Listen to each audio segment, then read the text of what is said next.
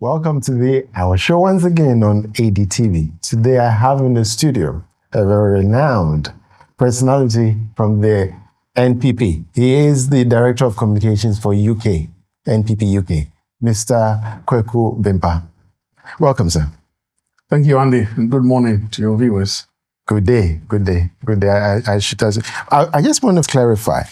Before you used to be the UK Ireland, what's happened to that? Ireland bit? We used to be UK and Ireland, and some time ago, some people thought they were prepared to break it up and set up Ireland on their own. So, and according to the rules of the party, I don't think they did anything wrong. People are happy, and if they're ready, the other party agreed, and they broke off. And so we have the UK, and then we have Ireland. So we have an Ireland branch. Okay. And we have the UK branch. Okay. So I represent the UK branch and the Ireland branch. All right. So, well, thanks for the clarification. Now, we are here today to talk mostly about the aspirations, the future prospect of the NPP as a whole and Ghana at large. You brought up a manifesto recently, the 2024 manifesto of the NPP, and now you have your presidential candidate, who is also the vice president of Ghana.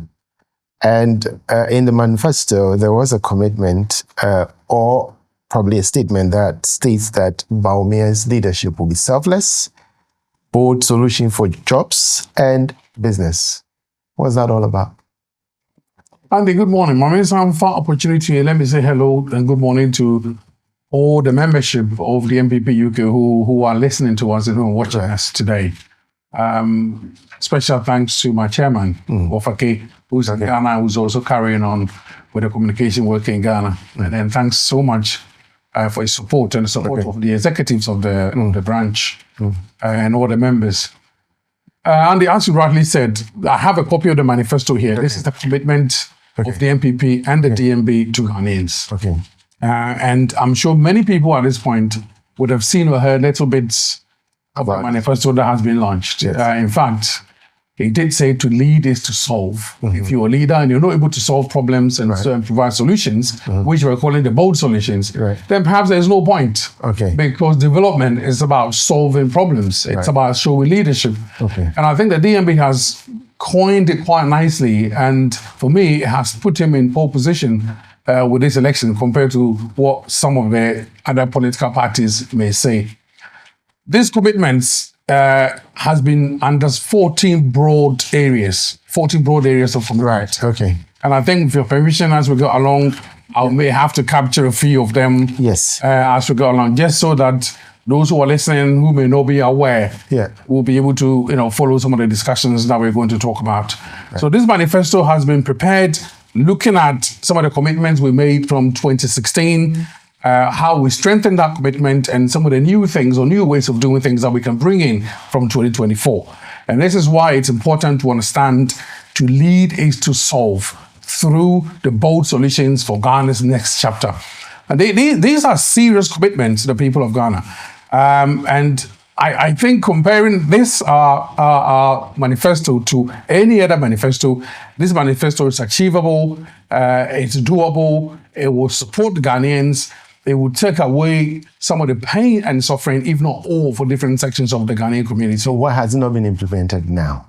He is in power. He's already in power. See, when we did the media coverage not long ago, there was a journalist who asked him the similar questions. Why have you not implemented the vision now? And he gave a very, simplistic but very, very good answer, in my opinion. Okay. If you are the vice president, every bill that is passed in Parliament, the budget doesn't go in your name. It goes in the name of the president. The president, we have an executive system, and all the powers are invested in the presidency. So you can propose your ideas in cabinet, but at the end of the day, it's a cabinet collective decision. And if there are more people in the cabinet decision or cabinet room that decides against your decision, that decision will hold. So don't forget that DMB has also spearheaded over 30 policies, including digitization, the Ghana card, interoperability, and e-pharmacy, among others to mention. So he's played his part as a vice president from what the law allows him to do. The next phase is for him to be in charge, to be able to then push through his bold solutions and his vision for Ghana, which he's been trying to sell to Ghanaians for the past couple of months since he was elected as a flag bearer. So you then say that he can distance himself from Nana Akufo-Addo at this moment. Is that what you're trying to say? Well, he's not a president. And if you're looking at Akufo-Addo presidency, of course, like somebody mentioned, the vice president is not voted for. It's part of the president's ticket.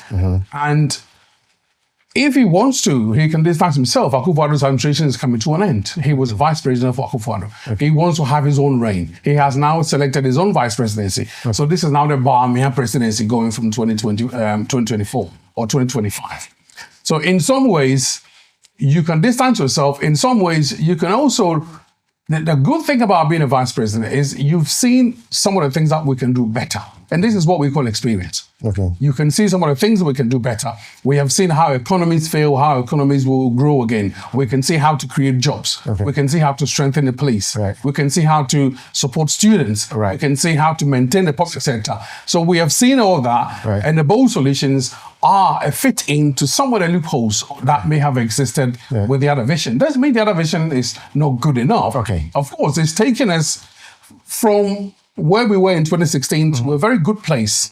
And now we need to continue and strengthen that particular policy or that particular vision. And that vision is what we call in the bold solutions and leading to solve. When he says he is a selfless leader or will be a selfless leader, what does he mean by that? Well, what does selfless mean, Andy? Selfless, somebody who has dedicated himself to public service, someone you can rely on at a point of need, somebody that you can trust to deliver, somebody that you can trust to fight your corner, somebody that you can trust to be there for you when the difficulty comes in, not someone who will perhaps not be there. So when DMB or when His Excellency Dr. Bawumia says he's selfless, I 100% believe him. He has always been selfless, honest, and committed to the cause of delivering the Ghana that we want for the Ghanaian. And so being selfless is embodied in the DMB character as it is, compared to perhaps some other leader that may say they're selfless. And based on their behaviors and their characters and their pronouncements, we can argue that they are not. Is your current president selfless? Our current president? Yes, our current president. He is selfless. I mean, he won elections twice. Don't forget that. Ghanaians will probably not vote for you if you're not selfless and committed. He's won 2016, took over from the NDC, under very difficult circumstances coming from the opposition. He won 2020 to maintain, to control, to continue to sell his vision and to deliver. So I would say that he's been selfless and committed, and in fact, he's been committed to Ghana since the 70s when he became a politician. In the highlights of the manifesto, I saw one of his statements, just one. Hardly are you mentioning him in any of your proposals moving forward. Are you saying that most of the jobs he's done right now cannot be attributed to Dr. Mamadou Bawumia, or are you trying to say that it wasn't sufficient enough or wasn't good enough? Because I would have loved to see more highlight of our current president in your manifesto. Well, if you believed the good deeds he's done. There are a couple of issues there, Andy. I mean, the president himself has said that I have spent my time, I have done my bit, now vote for Dr. Bawumia to continue. So he's made that pronouncement. Now, DMB has also said that he represents the future and not the past. So his policies and his bold solutions are for the future.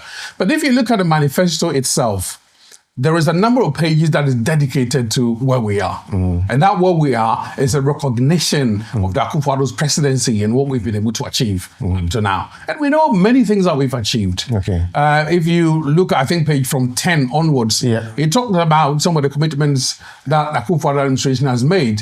And that is why the DMB is building on it. So Akufo-Addo is not forgotten in the manifesto. His achievements are what we're trying to build on, to build the next Ghana that we need through the 14 main categories that we have committed. You will also acknowledge that he is one of the most popular vice presidents we've had in Ghana in modern or recent times, right? Because Akufo-Addo made him popular. He made him recognizable. He made, he put him out there. So I would have loved to see much more of the manifestos built upon his ideals rather than trying to distance yourself. But let's go ahead on the statement when he says that I have never once asked what's in for me. You know, in that highlight, that is what Dr. Mamadou Bawumia said. But don't you think it's about time Ghanaian politicians bring forth their properties, things that we can hold them accountable for, and declare it publicly, or to Yoko or to any authority that is responsible for their, and to make sure that before they leave office, we can account for things that they accumulated during their service. Don't you think it's about time? Because you can say you are selfless, you don't know what is in for me, but I've not for once, and I think it would have been great for him to put up something like that in his manifesto. But there are already laws in Ghana that talks about asset declaration. There are laws already there. Right. You know, how effective the laws are and whether the laws are being implemented or not, that will be up to the civil servants, and that will be also posterity to judge. But when DMB says there's nothing in this for me, it's a symbolic statement that tells you that he's not being selfish. He's thinking about Ghana. He's not thinking about himself coming in to amaze any wealth. Have you heard, since Dr. Bawumia has been in politics, of any corruption allegation made against him? Not that I'm aware. Not at all. Compared to some other leaders and some other vice presidents in the past, the DMB has had no allegation made against him. So when he says it, I'm not. Who are you referring to? Who are you referring to? I'm in this. Some of them. I'm not in this for myself. We have to believe him because his works actually demonstrate that. His characteristics shows that. There has been not a single case against DMB. It's a testament to his integrity, his honesty, and his commitment to Ghana. Of course, at the point of a vice president, he works and he will be paid. That's what I said. So let's not get it wrong here. When you're doing a job, whether you're president, whether you're vice, whether you're a private individual, whether you're a public sector worker, once you are doing a job, you're expected to be paid for the work you do. And that includes the vice president. So that is not even a conversation that we have to have, because if he wasn't a vice president, he probably would have been some big banker somewhere or big person, probably earning more money than he would have earned as a vice president. But you see, the call to serve a nation is a very specific call. It's a call that transcends any other call. If I have an opportunity to work for the World Bank, IMF, UNESCO, some of these big organizations, and I have an opportunity to work for my party, or an opportunity to work for Ghana, the call to work for Ghana is much supreme and bigger than any other call. Yes,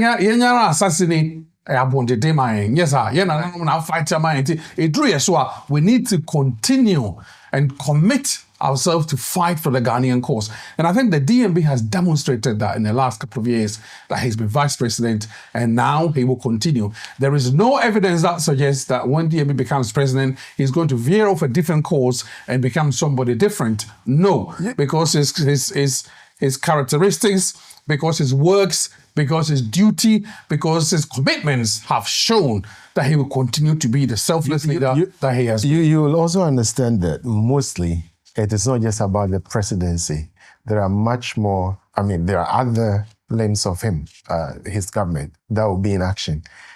Would you not therefore enforce or probably propose to the next administration to enforce that sort of laws, as you said, asset declaration? Because that is one of the things that is hurting Ghana at the moment. Yes, and when we talk of governance and good governance, improving governance and making sure that people are accountable, those are some of the things that you would trust the DMB administration to push. There's a video that was flying on social media recently.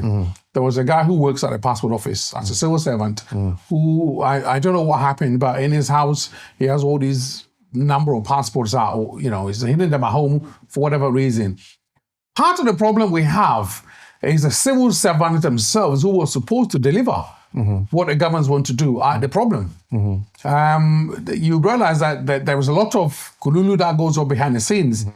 So that doesn't allow them to deliver, or they choose that path so they don't deliver the maximum that we expect them to do. But I trust the DMB when it talks of selfless leadership, bold solutions for jobs and business, and particularly on governance, when he wants to strengthen governance. I believe him 100% that all these things will come to bear. But of course, he's already made a lot of room when it comes to governance through our digitalization drive. Okay. So now with the passport, for example, we know now with the Ghana card, one of his key messages is that once you've got a Ghana card, you don't have to apply for another passport through the filling of forms again, because we know your details already. Right. And now passports are applied online. Right. You go to ghana.gov, you can fill it in, and then it's easier that way. So on that issue, yes, there is an issue of the civil servants who need to deliver a lot more. And I want to see a civil service that is performance related, that is performance based, that has rewards to make sure that these civil servants are performing, just like we do in this country. The job I do here as a civil servant, if I don't meet my targets at the end of the year, forget pay rise. I'm not going to get any pay rise. It's a performance-related pay. That is what I want to see, and I'm 100% sure that the DMB will be committed to such courses if you look at what they have said so far about the governance. But let me go through, I just wanted to go through the 14 key umbrella for the DMB campaign, if I can find it here very quickly. So just before you get there, okay, where do we stand with Ghana's economy right now?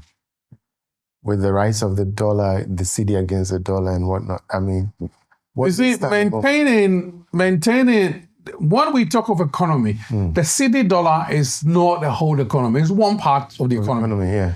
The economy is about production, it's about consumption, it's about distribution, scarce resources. Right. And so you have the dollar, which is one part. We have agriculture production, we have mining, we have services, which is another part. We have consumption, which is another part. And it's maintaining the economy as we are. There's a reason why we call us developing nation.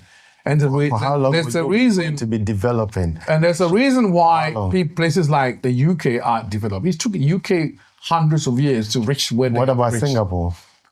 Yes, there are some elements within some of the Asian countries like Malaysia and so. But how did Malaysia become so quickly? What Malaysia has done, some of the things Malaysia has done, some of the things Singapore has done is what we are doing now. Okay. We have been interrupted by the military regimes. That took us back. Okay. They didn't have that, to be fair. So the whole period of that military regime sent us back a couple of years.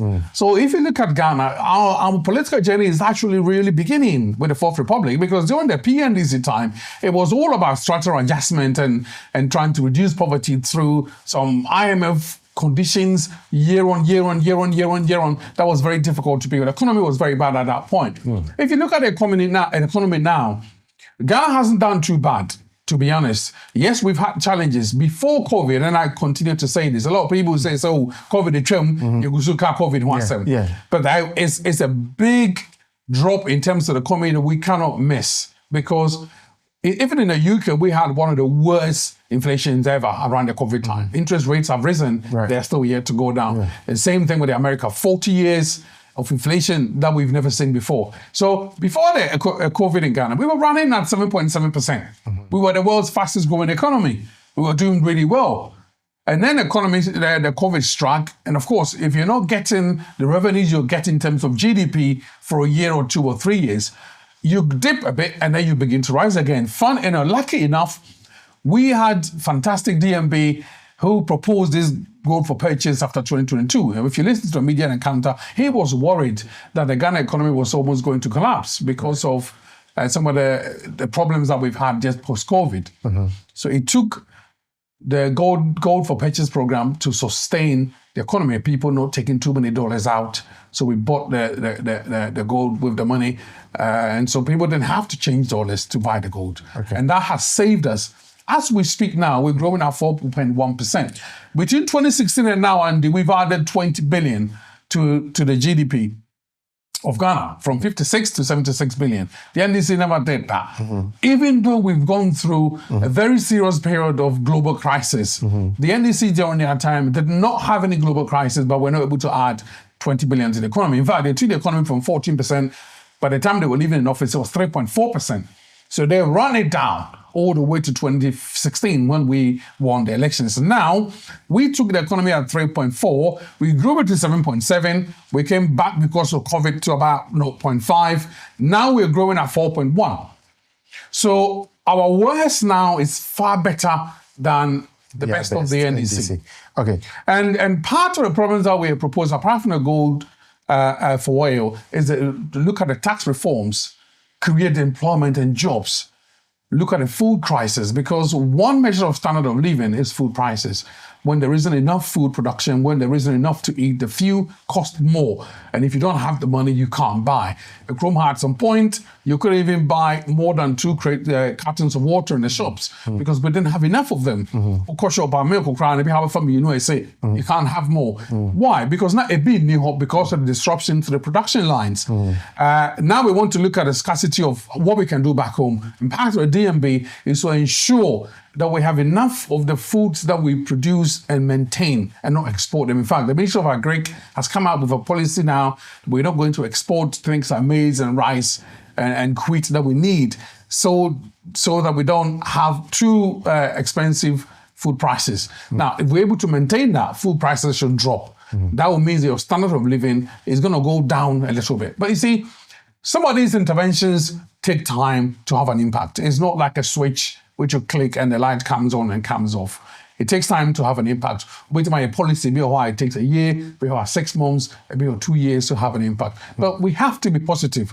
We have to be positive looking at the key bold solutions. Say, in the next 4 or 5 years, some of these things will bear fruits. Coupled with a one district, one factory, we want to see a lot more standards of living at Kapi and not continue to rise in Ghana. All right. Let's take a quick break, and when we come back, we talk more. Nana, nsua amansen nyina ni di achi.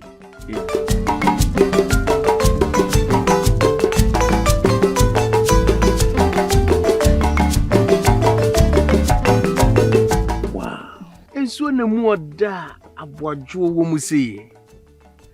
Me manfo, nsuo eyenkwa.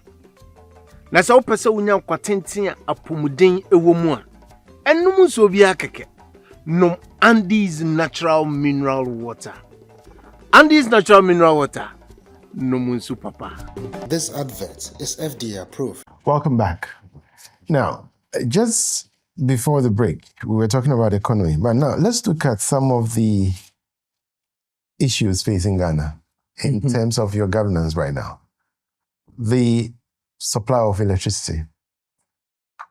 Now, in your manifesto, you also highlighted that there was a power purchase agreement between the NDC, and other suppliers, and that imposed a lot of serious debt on the government or the country at large, and then caused the level of energy tariffs to go up on consumers. Why has your government not taken any action against those responsible then, but rather allow Ghanaians to suffer the detriment of that? What do you mean not taking any action against the responsible? So the government signs a contract which is legally binding. Right. We have a couple of options. Either you can renegotiate, either make the term longer to try to reduce how much you pay, right, or you cancel the contract and have a judgment debt, which in some cases we've done that. How you put people in power, how you hold people responsible. But you see, Andy, let's look at the situation. For 4 or 5 years in Ghana, near the Dumsum, we were living in complete darkness. Right? Because the current president and his administration at the time didn't seem to be able to have a solution to that problem. They were blaming Dumso on people charging their phones and on the funny side. But they just simply couldn't find that the thing went on severally, and it cost the economy billions. In fact, places like the industrial section of the economy actually even collapsed because they rely on electricity to function. Agriculture was down. The only thing that was holding the Ghanaian economy was services. The banking sector, through that, nearly collapsed. And when we came in, you saw that, and I can go back onto that later on. Part of that process led them to sign all these purchase agreements, take or pay agreements, which is by signing agreements that led to buying extra capacity that we don't need. Okay, so I think the peak capacity is about 2.7 megawatts, 2,700 megawatts, something like that, and they bought an extra. So we have 5-point-something megawatts. Half of it we're not using, but we're paying for them. And these are billions of dollars of money that we pay, close to about 500 million annually per some of these contracts. So if you're a government, you've taken over from this administration, the economy is not growing as much as you would like it to grow because GDP is not going down. You have seen all these agreements that are costing us. In fact, some of the World Bank partners have come up to criticize these agreements. They were the worst agreements signed by any Ghanaian government. Okay, so what did Nana Addo has to do? His Excellency has to renegotiate some of them. So some of the agreements were renegotiated, saved Ghana billions of dollars, sometimes made a little bit longer. Some were cancelled for reasons that the minister and the government found at the time to be true. That has led to some judgment debts, not preferably, but we still have to go. By doing that, we may have a judgment debt of, say, 100 million, but we've saved overall 400 million, for example, in the course of the contract that we've done. But we took over, and the solution to this doomsaw has been found. In fact, we don't have any doomsaw in Ghana as it is. So for us, as we sit here, we need to be thankful to the Akufo-Addo administration for finding a solution to the doomsaw crisis. People who rely on electricity to work should be happy. The cold store operators should be happy. Those who depend 100% on electricity should be happy. The mining industry should be happy. The industrial sector of the economy is booming at this point because we've been able to maintain the power on. We had to go through a period of maintaining some of the power lines because of wear and tear, and that's why we had a couple of on and off issues. But that is not doomsaw in any shape or form, as we know. But Andy, coming back to the commitments that the DMB has made. 1 minute on that. You've now reached an agreement with an independent power producer to restructure legacy arrears and power purchase agreement after 6 years of negotiation, right? Now, are we therefore going to have independent firms in Ghana aside the ECG supplying power to Ghana? But Andy, we have a lot of independent power producers already in Ghana. That is the solar section. I'm talking about the electricity aspect, electrical aspect. Well, I don't have any details on that at this point. I mean, this is a very technical area, and unless there is something that's in the pipeline that that I don't know, I can't answer that particular question. But we already have all these American deals and all these companies who are producing the power for us. We know ECG has been a monopoly, and sometimes when you have monopolies in certain sectors, it does cause a few. In fact, in the UK, electricity production and distribution has also been a monopoly for a few companies. But through digitalization, for example, big word, fills my mouth, we've been able to make some savings at the ECG. Of course, we want to see ECG being more efficient and working more for the Ghanaian people. And I can see that as we go along with more liberalization of that particular area. In fact, the DMB is quite big on solar. Why not? The solar is everywhere. Why not tap into it? So I will want to see, or we will see in the next 5 years, an increase in some of these solar power producing companies. And that may mean that we're going to rely less on the ECG. And that is quite big on part of the commitments that the DMB has made to the people of Ghana. Okay. So there are successes when it comes to energy that we have to celebrate. ECG is now functioning a little bit better than it was because we're getting more revenue from there than it used to be. With higher tariffs, of course. With digitizing the revenue collection alone has sealed a hole of close to billions of dollars. Right. In terms of tariffs, that, like I said, that will be a very technical area. I'm not here going to be a tariff expert to try and explain the tariff system. Of course. But what I can assure the people of Ghana who are listening to us is that when the DMB comes in as part of the bold solutions and leading to solve, there will be an increase in the number of power producing companies, particularly relying on solar energy. So it should make our electricity cheaper and not more expensive in the long run.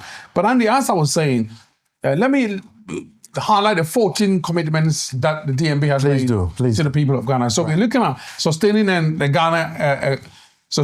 rebounding Ghanaian economy. That is one commitment that we're making. Creating new jobs. Implementing wide-ranging tax reforms. it's a tax system. No, we don't get the taxes right, we have an issue. Right. And until we came to power, nobody knew. We said there were only 2 million people who were paying taxes in Ghana. And when I heard that from DMB in one of his media engagements, I was shocked. So for a country like Ghana of 25 million. Only 2 million. At the time, only 2 million working adults were paying taxes. All right. How do we expect the government to run on 2 million paying taxes? And the reason has been that a big chunk of the economy is been informal. And the idea is to formalize it so we know everybody. So we want to shift from an informal economy to a formal economy. That is quite big on the DMB agenda. If you look at any of the developed countries, they have shifted from informal to formal ages ago. The UK is 99% formalized. Everybody is known what they do, where they live. And that is the future of Ghana that we are looking at through the DMB Bold Solutions. We also want to build Ghana into a world-class digital economy. We cannot take digitalization out of the journey for Ghana. When you say you want to create jobs, this is a statement almost every politician say and make. How do you create jobs? Create new jobs? Yes. Well, how do we create jobs in the past? So tell me, because that is a statement, it's almost every politician states it. Yeah. We want to create new jobs. But how do we create jobs? So it's easier said.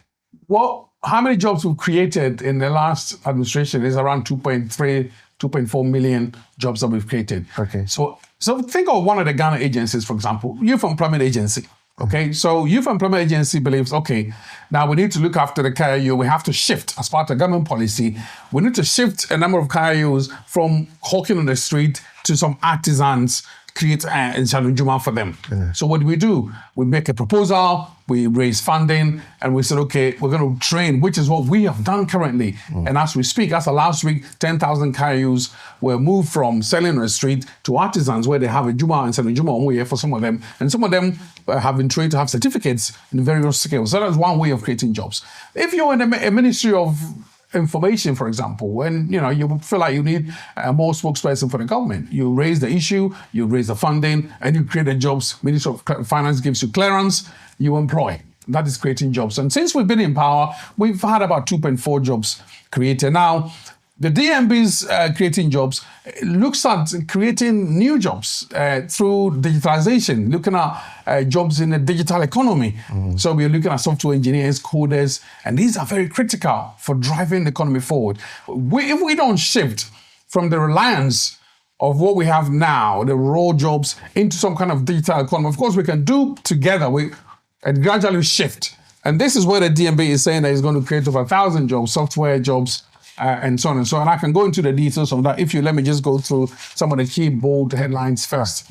So creating the jobs, tax reforms, building world-class digital economy, reducing the cost of living, expand public infrastructure, providing better healthcare for all. Of course, we know health is key, health is important. That is why the UK spends a chunk of money on a national health service. And even that, me and you here, we look at it as fantastic. Some people still complain that the NHS is not fit for purpose. Even though when you compare in terms of some of the health systems that we have back home, we may not be able to compare. But yes, there is room for improvement, whatever stage you feel that you are at.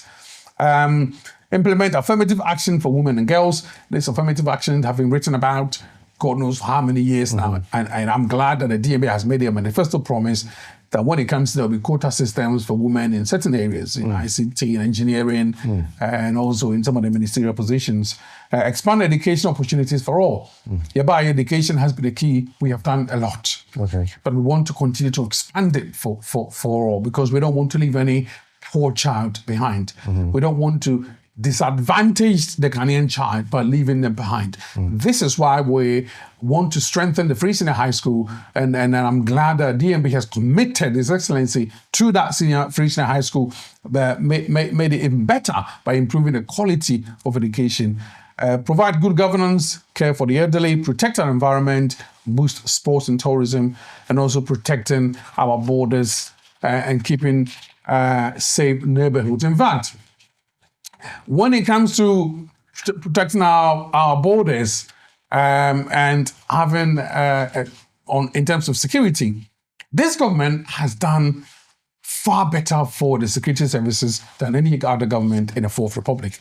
Andy, we have seen an increase in the number of police recruitment. When I was in Ghana a couple of weeks ago, you could see there were policemen on motorbikes in the evenings in so many of the areas in Accra. It wasn't like that before. So that is an investment that the government has made. We've also seen an unprecedented investment in the housing infrastructure for the police, the Navy, and the Army. That has never happened in any administration in the Fourth Republic. So when we talk of commitment to housing, this government, or the Akufo-Addo government, has done a lot more, for which His Excellency Dr. Bawumia will continue. So in terms of continuing, he talks about completing 15 forward bases at the borders to strengthen the borders. We want to open more checkpoints, more border patrols to be able to respond quickly to the issues of terrorism. And of course, if you look at some of our neighboring countries, yes, cool, baby, she and what so what now for you say she and this West with. Yeah, but looking at the reform for the taxation aspect, I also read that you'll be given amnesty for industries on tax, for a one-off amnesty for taxation. When will that start? Well, I can't sit here and say it's going to start on the 7th or not. But as a manifesto promise, it's bound to start at some point. I think the DNB has been quite key on the tax reforms. And I think that the explanation was given with the tax amnesty. There are companies who have, for whatever reason, not been able to file on time, who have not been able to file their tax returns. And I think with the DNB promise, so they'll be given a time to come and file without penalties. So that will be what a form of them. And of course, if all the tax filing system goes online, there will be no faceless assessment to remove the human interface, to reduce the threat of corruption, sorry for that, then I think it's something that we need to embrace because if I'm going to file my tax and I come to see you as a tax officer and I can do Kululu with you, instead of filing 10,000, I file 1,000, I give you 500. Now they're showing, now they call. DNB saying that no, we have an interoperability system, we have to use it to our advantage. Yeah. So the tax reforms are not going to be based on me going to an office anymore. I can do it online. Just like I buy phone credit online, just like I send money online. But in terms of whether it's going to be Thursday or not, I think time will tell. Okay. But it's a manifesto promise, and just like many other manifesto promises, when the government comes in, they will look at the priorities and they will prioritize in that particular order. But I think we should all be happy with the tax system because we haven't had a system, we haven't had an effective system like this. Any government that has promised to go down this route to simplify the tax system. Now with the digitization and knowing that we have 17, 80 million people who are registered, we know where they live, we know where they work, it's very easy to reform this tax system because it will bring in more people to file. If you give them that option to file online, it makes it easier to file. So offer one-time amnesty to all the corporate entities, tax amnesty for the payment for taxes for previous years, as I'm clear, without any penalties. Reform the VAT system, merging all the VAT into one, and then eliminating the cascading effect on the current regime. And so the proposals for the tax system should be welcomed by many. I mean, there are many tax systems that we talk about. Would Dr. Mamadou Bawumia's first day in office be like? What will be his first priority in terms of all this manifesto? He's already told us that he's not going to need any holiday. Unlike some other presidential candidate that is asking for a honeymoon when he comes to office. So I'm very confident that on the 7th of January 2025, DNB will start forming his government, his cabinet, and the work starts from then. Cabinet then set to decide the way forward based on the manifesto. What do we do first? And what do we do second? And I can see excitement in the cabinet room. I see lots of fresher, new, young faces. I see also some experienced faces in the cabinet to move the country forward. And I'm excited for once on the 7th of January.